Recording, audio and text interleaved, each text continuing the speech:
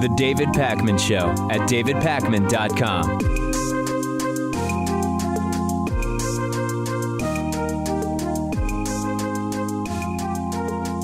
Let's get into it. I am glad you are here today. If you weren't, I would just be doing this to nobody, and that doesn't seem like it would be that great. We have multiple new presidential polls which have Hillary Clinton up 10 points or more nationally against Donald Trump. I want to talk through some of this with you. We spoke to Bill Scher last week about whether or not or how much national polling in June for a November presidential election really matters. And bottom line, we figured out national polls today don't tell us everything we need to know. Of course, typically presidential elections come down to a few swing states. But for the last few elections, June national polling has been pretty good as a predictor of the eventual November results in presidential races. So that being said, this is a unique election, and I want to look at polls with you, not only Hillary versus Trump, but also as a three-way race with Gary Johnson, the Libertarian, and as a four-way race, including Jill Stein, the Green Party candidate. First, Trump versus Hillary. Several new polls with some very interesting results. On the ABC News poll has Hillary Clinton up by 12 over Donald Trump. A recent Reuters poll has Hillary Clinton up by 10 over Donald Trump. NBC News and Rasmussen polling having Hillary Clinton up 5 over Trump, respectively. The Real Clear Politics average has Hillary Clinton 46.4 and Donald Trump 39.6. But there are more people running, Lewis, as we know. So what happens if we introduce Gary Johnson, the Libertarian, into the polling scenarios? Well, things change. But how do they change? I will tell you right now. ABC News, Clinton 47, Trump 37, Johnson 7. NBC News, Clinton and Trump almost tied 39-38, with Gary Johnson 10% support. And a recent Reuters poll has Hillary Clinton up 9 over Trump, with Gary Johnson pulling in 6% support. Real Clear Politics average, if you consider a three-way race, Hillary Clinton 43, Trump 36, Johnson 8. But, Lewis, there are even more people running. What if we include Green Party candidate Jill Stein, who has been interviewed on this show? Please stop emailing me saying, why do I refuse to interview Jill Stein? Why do you refuse to look at my archives? Let's include her, Lewis. Take a look. NBC News in a four-way race has Hillary and the Don essentially tied 39-38. Gary Johnson 10%, Jill Stein 6%. ABC News has Hillary Clinton still up 10 over Donald Trump in a four-way race. Gary Johnson 7%, Jill Stein 3%. There is also a Reuters poll with similar numbers, and Real Clear Politics has the average of these four-way polls, with Hillary Clinton at 42.3%, Donald Trump 36.7%, Gary Johnson just under 8%, and Jill Stein just under 5%. So let's sum it all up. Let's compare how Hillary Clinton does versus Trump, depending on who is included. And this will be my last graphic here, Lewis, if I may. In a two-way race, Hillary Clinton leads Donald Trump by an average of 6.8 points. If you add Gary Johnson, the Libertarian, Hillary Clinton's lead over Trump drops just by 0.2%. From 6.8% to 6.6%. And if you add Jill Stein, the Green Party candidate, to that, a four-way race, Hillary Clinton's lead over Trump drops to 5.6%. So what makes sense from this polling and what doesn't make sense? It does make sense that when you introduce Jill Stein, presumably the most liberal of these four individuals, that hurts Hillary Clinton. That makes sense. It sort of makes sense that introducing Libertarian Gary Johnson hurts Hillary about the same as it hurts Trump, because you have the Libertarians on the Republican side who are not pleased with Donald Trump, who are interested in Gary Johnson. But you also have some Bernie or busters on the left who at this point feel as though they would not support Hillary Clinton and would prefer essentially anyone other than Trump over Hillary Clinton. It doesn't really make sense to me that Gary Johnson is going to get 8% of the vote. I think he will be lucky to get 5.5 or 6% maybe. And it also doesn't make sense to me that Jill Stein is going to get 5% of the vote eventually, Lewis. And as we know, historically, voters move towards a Democrat or a Republican as November gets closer. I don't think Gary Johnson gets 8, and I don't think Jill Stein gets 5. And I don't think it makes a difference either way, right? I mean, Hillary seems to have it, at least according to these early numbers, which, yes, we talked to Bill. We said, how much can we really rely on these? Yeah.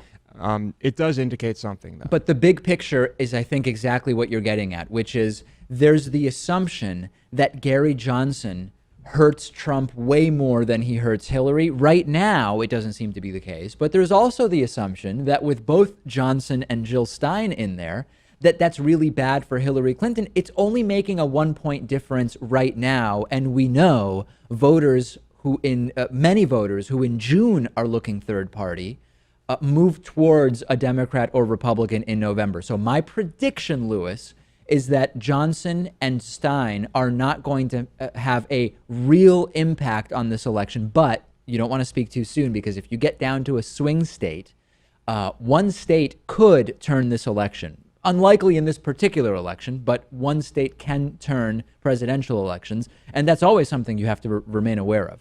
Yes. So because unfortunately we have this electoral college system, right? Yeah, could make a difference there. We shouldn't have it. The Supreme Court yesterday struck down a Texas abortion law that we've been covering for a long time that is oppressive and destructive. According to various estimates, the law would have forced more than 75% of the state's clinics that perform abortions to shut down. The currently 8-justice Supreme Court voted 5-3 that the 2013 Texas law must go.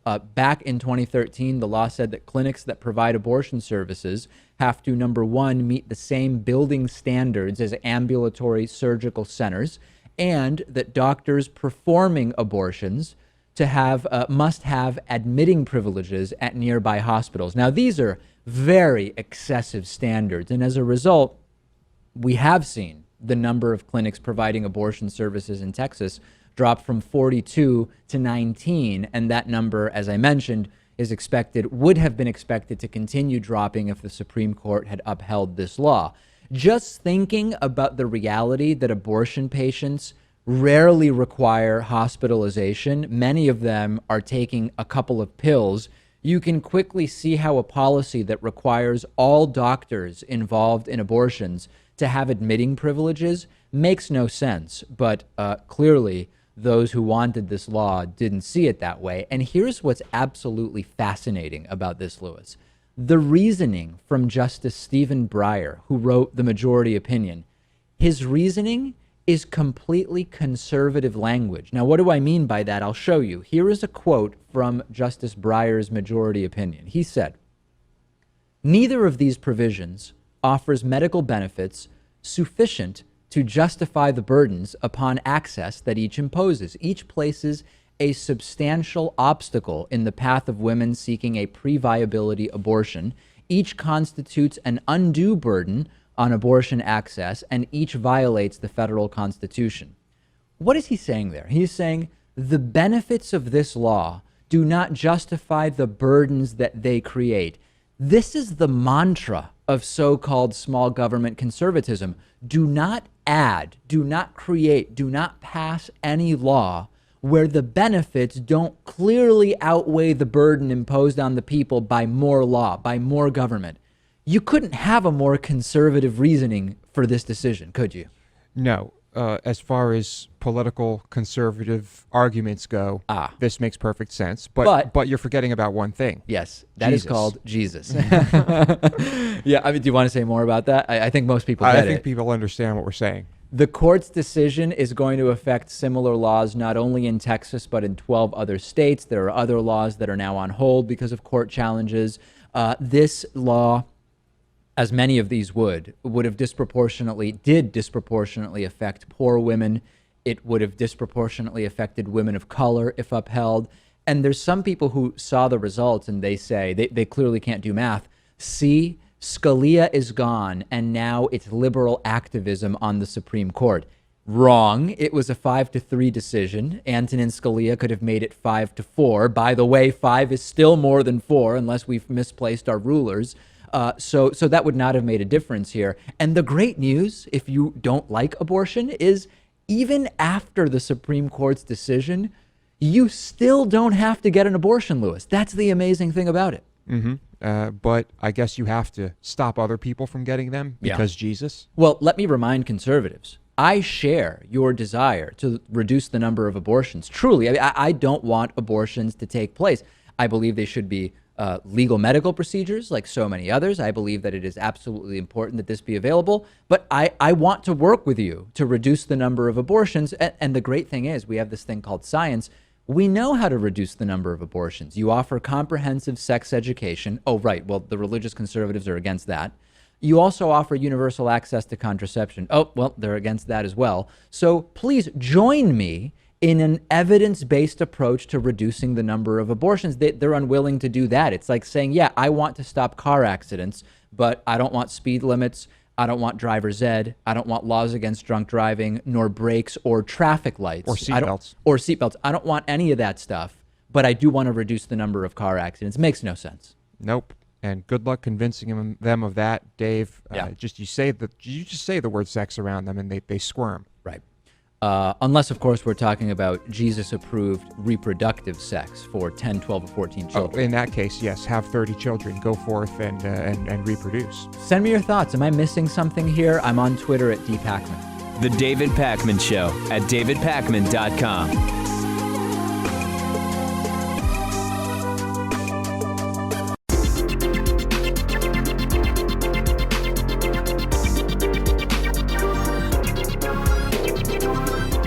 The David Pakman Show at davidpakman.com.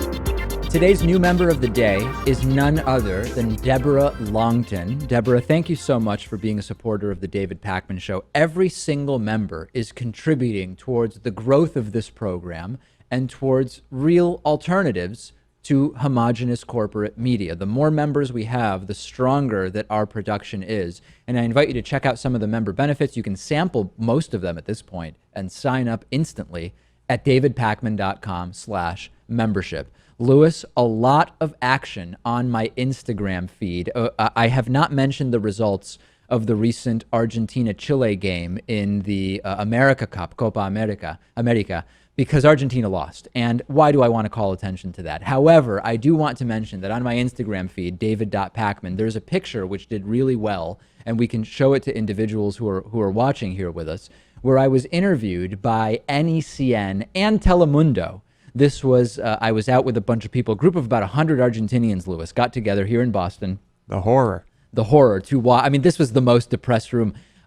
People I was with said that they had never been in a more depressed room other than at funerals after Argentina lost in penalty kicks, which, by the way, does not count as a loss for their record. It was a tie, and then the recipient of the cup was determined by penalty kicks. Counts as a tie, but just to be very clear here, Lewis. Yeah. And I was interviewed in both English and Spanish for NECN and Telemundo, and here's a behind-the-scenes picture. I have to be honest, I haven't seen either of these interviews. I would love it if someone found these interviews and sent them to me, but it was pretty compelling, Lewis. I mean, I know you were compelled by that. I was I?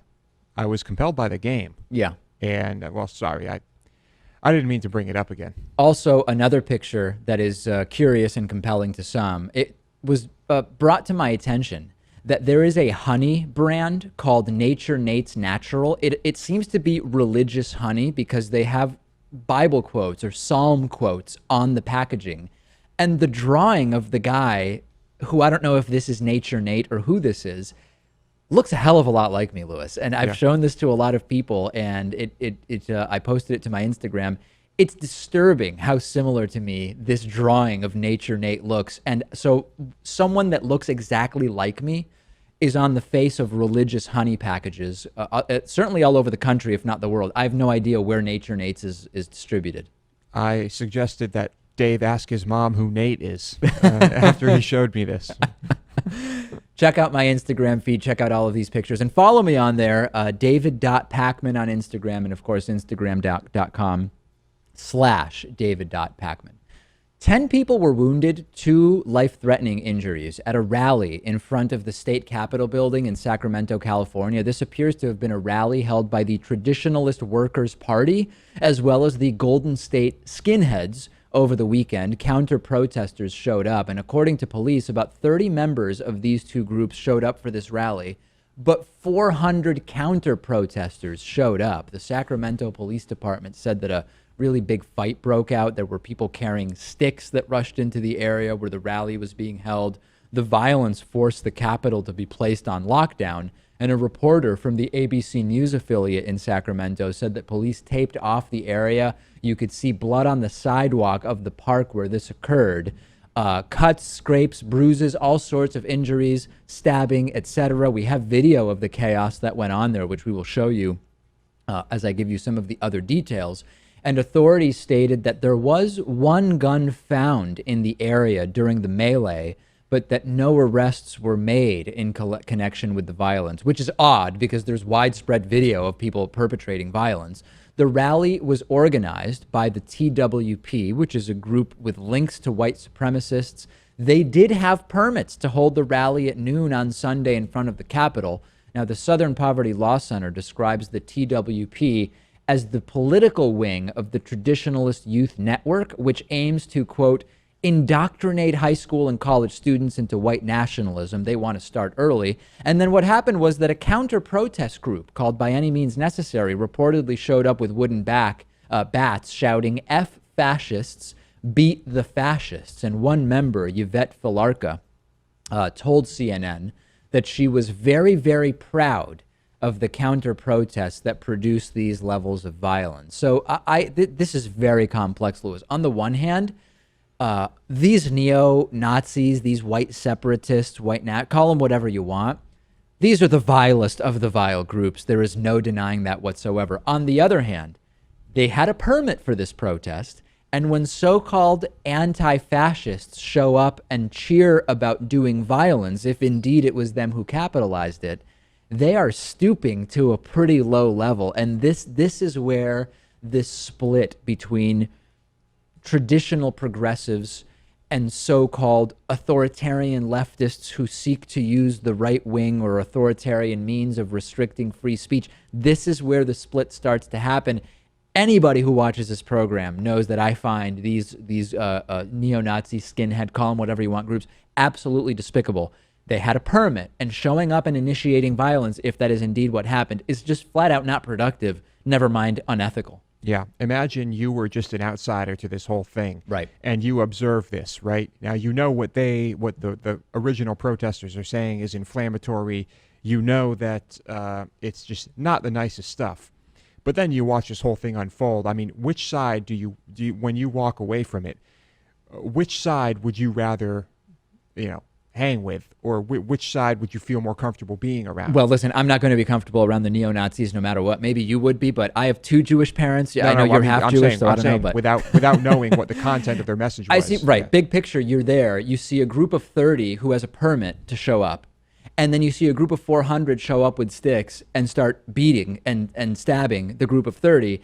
Big picture, it doesn't look particularly good for the 400 that show up. I totally get what you're saying, politics aside. Yeah. Send me your thoughts on this. This is the type of thing where I often support the message, but I oppose the tactics. And of course, I support the message of being anti-fascist, anti-white nationalist, whatever you want to call it.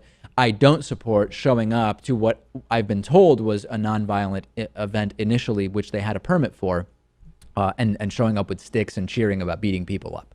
Donald Trump first called for a total and complete shutdown on Muslim immigration back in December. After the Pulse nightclub shooting just a couple of weeks ago, Donald Trump again called for a complete immigration ban from countries with what he described as a history of terrorism against the United States. But Donald Trump has shifted yet again on the so-called Muslim ban. He told CNN's Jeremy Diamond that he only wants to focus on people coming from the terror states. Unclear exactly which states those are. Then going on to say that immigrants from countries with great terrorism would be blocked. No word on whether he still wants American Muslims to carry a special ID card as part of his Register Muslims initiative that he mentioned. Katrina Pearson, the Trump spokeswoman, who is quite well known to many in our audience, also said that the ban never singled out Muslims at all. It was specifically Muslims from particular places or with ties to particular acts or whatever Who even knows what the plan was? So let's go through this embarrassing and abortive timeline and see if we can figure out what it is that happened. December 7th, 2015 was when that policy proposal for a total and complete shutdown of Muslims entering the United States was first proposed. In June, things started to get a little bit confusing. June 13th, at a speech a day after the Pulse nightclub terror attack, Trump promised to suspend immigration from areas of the world where there's a proven history of terrorism against the United States. And later, after the speech on Twitter that same day, he said that the goal is suspending immigration from nations tied to Islamic terror. 2 days later, in Atlanta, Trump reiterated support for the Muslim ban, saying that it applied in particular to people, quote, coming from certain horrible parts of the world with terror ties, but not calling for a blanket ban on Muslims. On June 22nd in New York City, Trump actually talked about peaceful Muslims and started sort of softening the tone on this Muslim ban. And then in Scotland on June 25th, Trump said that he would have no problem with Scottish or British Muslims coming to the U.S., saying, quote, that it doesn't bother me. And then yesterday, via phone with NBC, Trump said that his Muslim ban would apply, quote, in particular to the terrorist states. Trump's had more positions on banning Muslims than the Kama Sutra, right, Lewis, to quote Anna Navarro earlier today on CNN. Yes, it seems there's a lot of shifting, but it's funny that he has to keep commenting on something that he couldn't implement anyway. Right. He has all no these doubt. different. Yeah, it's crazy. So the question now, when he says it's going to be focused on certain countries, is which countries? It's unclear which countries, because when we talk about countries where we have seen Islamist terror, is he talking about banning people coming to the U.S., Muslims from Belgium? I mean, if you're a Muslim in Belgium, are you straight up banned? Belgium has seen, although not state-sponsored, has seen Islamic terror. He is now reworking the plan, and apparently later today or tomorrow we can expect a report with some of the specifics. Imagine being one of Trump's people who's been assigned to sit in a room and talk about exactly which Muslims to ban from coming to the United States. That seems like a very sad state of affairs. I would be depressed, I think, if that was my job for Trump. Well, if you opted to work for Trump, you'd be thrilled to be working for Trump. Dave, you'd do a double backflip at the thought of being able to choose the countries from which you can ban Muslims. Because that'd be one of those tremendous, terrific, greatest people that Trump would be putting on his staff. Yeah, like all the people we've seen work for him thus far. Just the best. So what is the Trump Muslim ban plan, and does it even matter at this point? Are there any voters left who are in their minds saying, you know, I'd be fully on the Trump train except for that Muslim ban, and now that he's softening, I'm all into voting for Donald Trump. I can't imagine there are too many of those people, but if you think they exist, or if you're one of them, let me know. The David Pakman Show at davidpakman.com.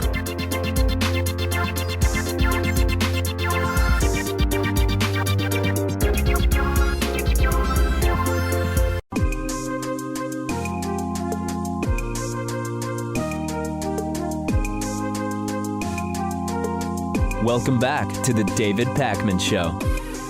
I'm joined today by Thomas Coyne, who's president and chief instructor at Survival Training School of California. Thomas first formally taught these skills at the age of 16. Thomas, it's so great to talk to you. You know, there's so many people I know, myself sort of included, who certainly don't consider themselves outdoorsy. The idea of camping is not particularly appealing. And a lot of these people, myself included, are sort of resistant to take what are probably pretty basic precautions for if and when you are stuck in any kind of sort of survival situation. So let's start with, generally speaking, what are good skills for everybody to have that fall under the survival umbrella, not specifically for people hiking in the wilderness, but just for everybody to have? Yeah, well, it's a strange thing we've built for ourselves in the modern first world, in a country like America, where you'll have human beings that, however you view it, were either created or evolved to live on this earth, that will now just die in their natural environment. You could put a first world modern human in a setting that their bodies, their minds, everything was designed for over the past 100,000 years for them to thrive in, and they'll just die just from being there. So it's unnatural. It's unnatural for a human being just to die from being outside for a day or two. So no matter whether you're an outdoorsman or not, you should have the ability to endure exposure. You know, should your grid fail, okay, because the city is based on the grid. If that grid goes down, you know, there's not a lot available. So if the grid fails, you should know how to fend off exposure, not how not to die from just being outside, how to get a fire started or generate heat, how to fend off heat and find or treat water. You know, a lot of people don't even know how long to boil water. A lot of people can't distill water on their stovetop. That's one of the most simple life-saving things you can do. In any emergency where there's a grid failure, there's a lack of clean water. It's never that there's a lack of water itself. You know, it's one of those water everywhere, but not a drop to drink. You know, you have a bad flood. You're in places where you can have a bad flood. Well, all your drinking water is bad, but there's plenty of water around. And knowing how to distill with pots and pans, even if you have to go out and do it with some fire and some sticks, you can't use your stove. It's so simple. You could teach a 5-year-old to do it. Yeah, most people don't know these basic things. Where if someone isn't there to deliver them food and water and shelter and climate control, they have no way to provide it for themselves.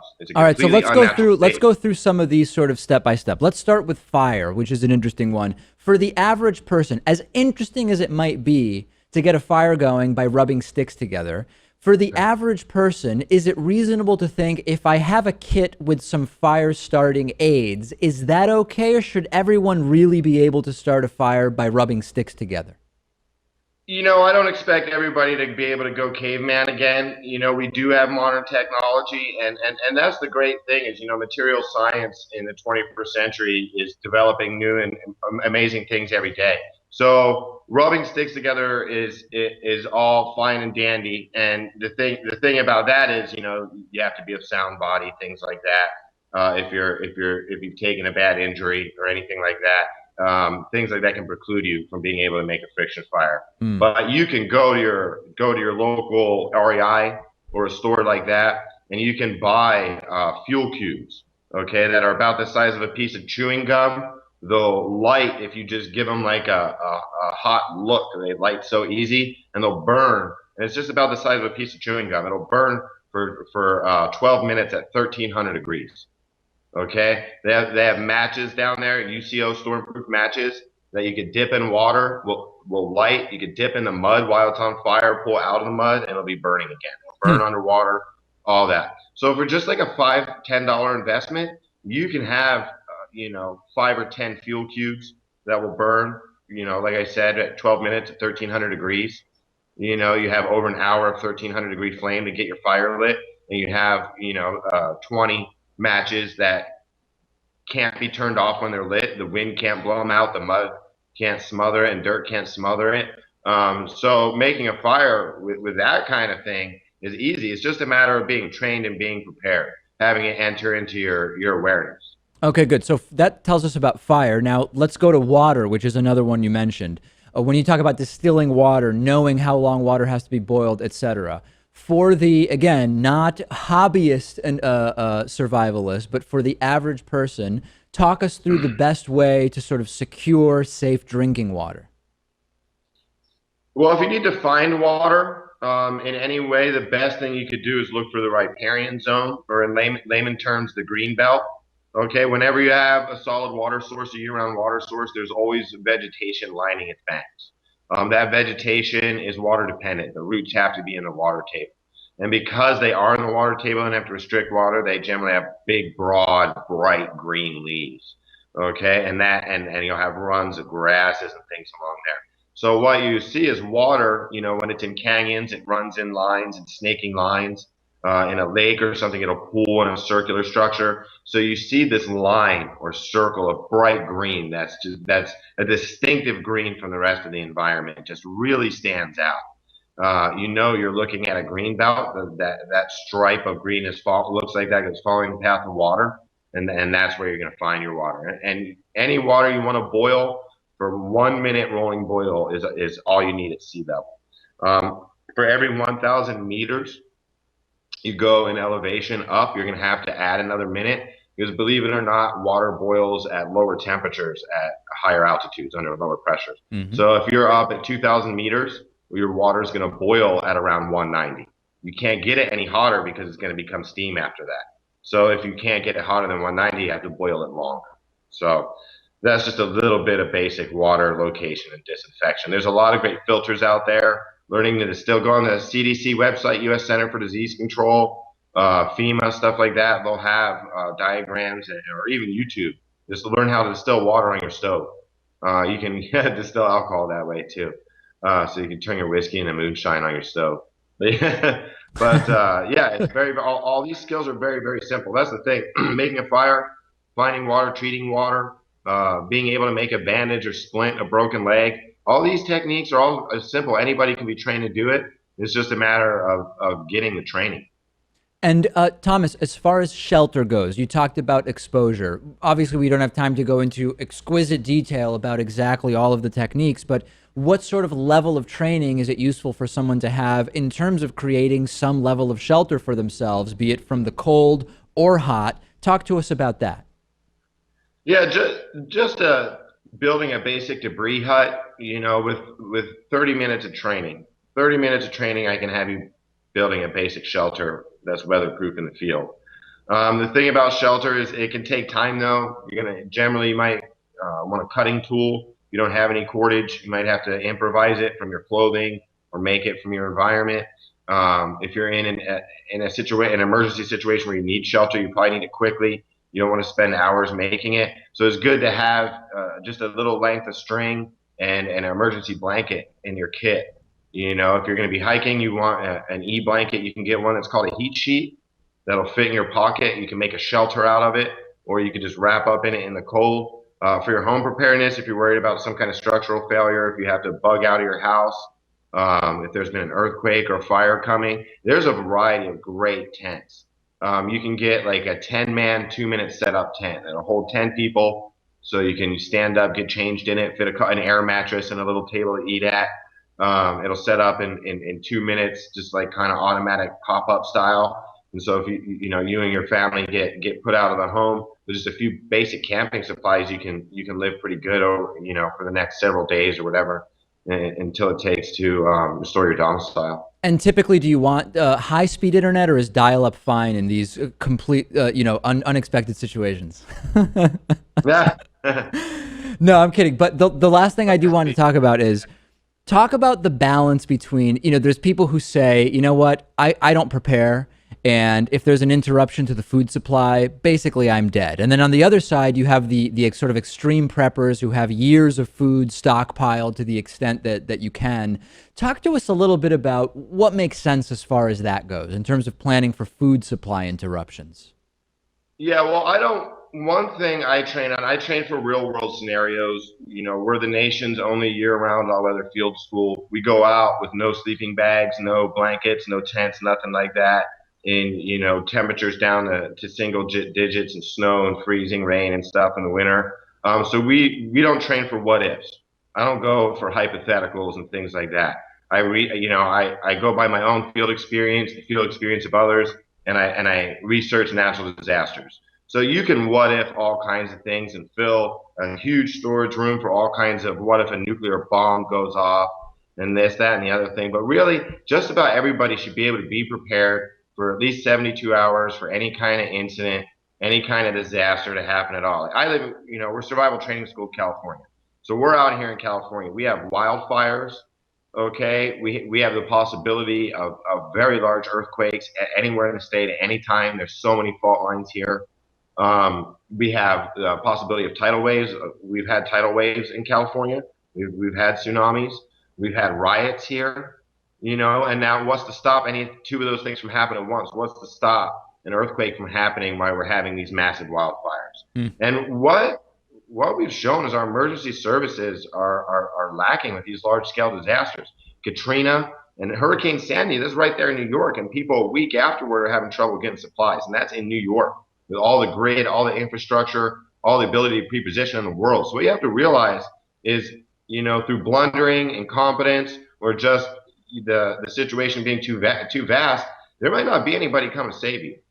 We always think, oh, I'll just call 911, or I'll call this, I'll call AAA, I'll call this guy, that guy. But if there's a big flood, if there's a big earthquake, there's gonna be so much going on. Maybe for a few days, no one's coming to save you. Yeah. You're that broken leg you got to deal with, that you got from a piece of your house falling, or the burn injury you got getting out of your house during a wildfire, getting out of the road.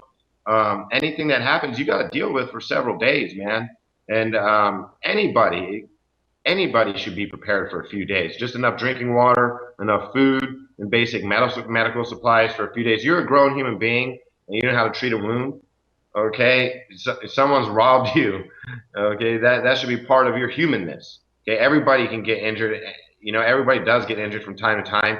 You should be able to treat a broken limb. You should be able to treat an open wound. These things shouldn't be overwhelming to a human being that's an adult that can take care of themselves. If you can write a check, right, and you can pay your bills on time, you should be able to splint a leg, and you should be able to pack a wound. And disaster can happen anytime. It doesn't have to be, some nuclear bomb or a Red Dawn scenario or anything like that. Talk to people going through these floods and things right now all over. How many people they wish they would have been a little bit more prepared now that they don't see lights and sirens coming to help them. So. All right. Thomas Coyne, President and Chief Instructor at Survival Training School of California. Thomas, thanks so much for sharing with us. Hey, thank you. Anytime, man. We really want to get this knowledge out there. We feel as though everybody should have at least a little bit of this training, and we want to make it approachable for anybody, any body type, any background. So being able to talk to some people that are, don't generally think about this kind of thing, it helps a lot. So thanks for having me. The David Pakman Show at davidpakman.com.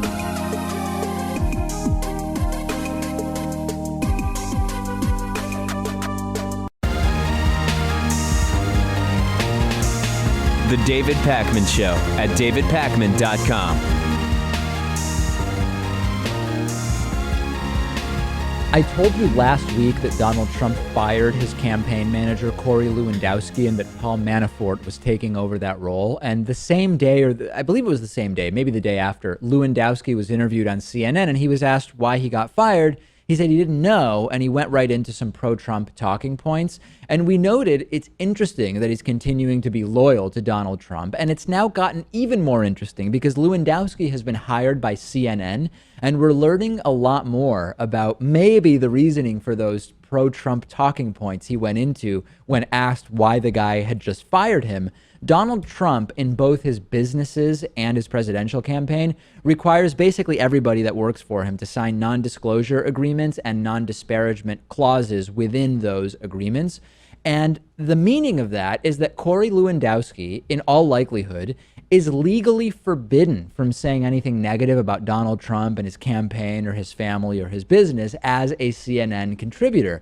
Lewandowski once tweeted that he had a strict confidentiality agreement with Trump, and in all likelihood, we are correct to believe that it includes those non-disparagement clauses that are common in the Trump non-disclosure agreements. And on MSNBC this week, Lewandowski repeatedly deflected questions about whether he had signed one of these agreements. He said, that's internal politics that nobody really cares about. Well, not really. We do care about that because now he is a paid contributor on CNN. And this is part of Donald Trump's authoritarianism with regard to speech. This includes denying press credentials to nearly a dozen news organizations, more recently booting the Washington Post, as we talked about. But it's relevant to Corey Lewandowski in a really specific way because CNN has hired him to provide political commentary on a campaign, presumably based on what his opinions are, but there's every indication he's legally forbidden from actually giving his full and honest opinion when it comes to the Trump campaign. He is only legally allowed to say positive things about the campaign. And the question isn't, oh, CNN is employing partisan commentators. Of course they do. They employ partisan commentators on both sides, everyone from Donna Brazile, who ran Al Gore's campaign, to Jeffrey Lord, the Trump supporter who worked for Reagan, whatever. The issue here is that there are specific people who have contracts outside of CNN that bind them to talk about issues in a particular way. Now, there's the argument from CNN, we're just trying to reflect all sides, but they're hiring people, paying them to show up and basically be PR people for a candidate. These people are hired to be surrogates for the campaigns, not analysts. They add nothing. And if we had higher media literacy, I wouldn't really worry, but I know people, and this isn't an insult, it's just sort of a sad thing. They watch these channels, and it's their default view that they're watching people who are merely experts in politics without a primary understanding that these are mostly biased individuals giving opinions. That's bad enough. And now with Corey Lewandowski, you're adding someone who, Lewis, is in all likelihood legally restricted in what the opinions are that he's even allowed to give. Mm-hmm. And I know why they want him on. He's probably good for ratings. Why would he turn down this job? Sure. Much different from just having a panel where you might have a shill for some company or someone who is endorsing a candidate. It's unfortunate, and you're right. Most people will probably listen to this guy and think, this guy's a pro. He knows what he's talking about. Make America great again. And it wouldn't be unfair. It would make a lot of sense to say at the beginning of interviews, Corey Lewandowski is the former Trump campaign manager, and it is our belief that he is legally forbidden from saying anything negative about Trump. Now that we've gotten that out of the way, Corey, tell me what you think about Donald Trump. That's a very different scenario than he's just on a panel like all these other political experts. And this is just a panel of experts giving their personal and sincerely held opinion. Very different situations. Yeah. Well, imagine if we had full disclosure and disclaimers like that on anything. Before any story about net neutrality or whatever, MSNBC says, oh, by the way, we're owned by Comcast, blah, blah, blah, blah. That would be a wonderful thing. Last week, I talked to you about the growing potential for a delegate revolt against the presumptive Republican nominee, Donald Trump. The problem is it's sort of lose-lose for Republicans. Either Trump is your nominee, which appears to be an absolute runaway train disaster, or you force Trump out, which is another type of disaster because it frames your party correctly as completely undemocratic.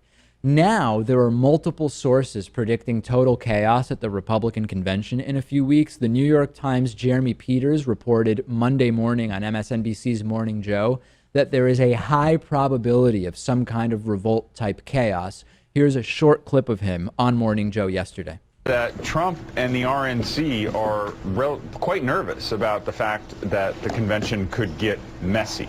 And what you have here is this interesting marriage of convenience between the two, where Trump people who are definitely not party people and party people who are definitely not Trump people have a common goal in preventing the convention from turning into utter chaos. Donald Trump needs to protect his nomination, and the Republican Party under Reince Priebus needs to protect the integrity of its nominating process. And if the convention turns into a fight that threatens to deny Donald Trump, the winner of 14 million votes in 37 states, the nomination, that's a real threat to the integrity of the Republican Party's process. Jeremy. And then a member of the RNC Rules Committee named Randy Evans said that indeed everybody on the RNC side is gearing up for a big fight, saying, quote, "You're counting on a lot to convince a party regular to throw the convention into chaos, but I wouldn't be telling you the truth to say that it's not a realistic possibility, and everyone is gearing up for it." So a few important points.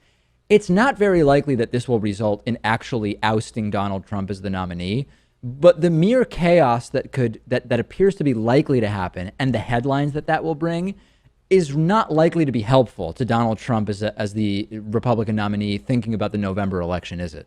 Casting doubt, making people think that maybe Trump won't be the guy. Yeah, probably not. If this does happen, it's just going to be the best thing ever for Democrats, Dave. And can you just imagine the conflict that it will create, the personal conflicts between politicians and chair members and you name it. Totally self-destructive. Yeah, it's going to be brutal. And lastly, Donald Trump has started to say that it would be illegal for that to happen. That's not true. I mean, it's completely within the bounds of the law. The law doesn't say how the Republican Party can pick their candidate, right? I mean, the Republican Party dictates their own laws on how they pick candidates. Absolutely. It's like saying it's against the law to have a chess club where they decide to give the trophy to the second place person. It has nothing to do with the law, right? I mean, we're talking about a group choosing their nominee to run for an election. This has nothing to do with the law, and Donald Trump seems very, very confused about that.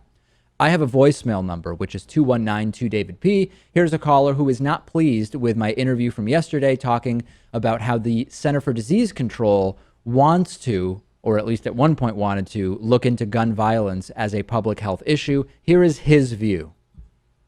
The D in CDC is for disease. That's measles, that's mumps, that's a disease. If somebody punches you in the nose, you don't have a disease. If you fall down the stairs and break your leg, that's not a disease. If somebody shoots you, you don't have a disease. That's an assault. That's an attack. You call the police. Right. Yeah. Well, listen, when there's no epidemic and there's no broader issue of people falling down and breaking their noses that could even be dealt with as a public health issue, we have a public health crisis around guns and around shootings. It is a public health crisis in the way in which it affects the healthcare system. It is completely different than someone just falling down and hurting their arm or nose.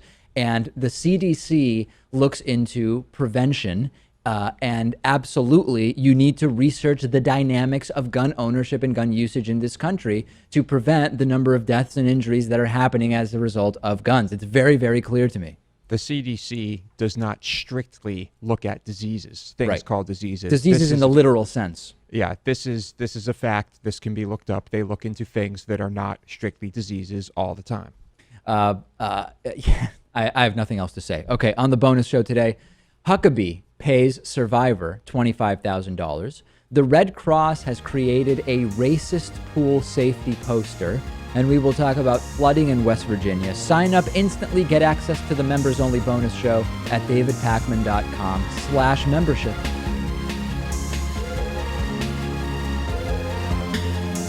The David Pakman Show at davidpakman.com.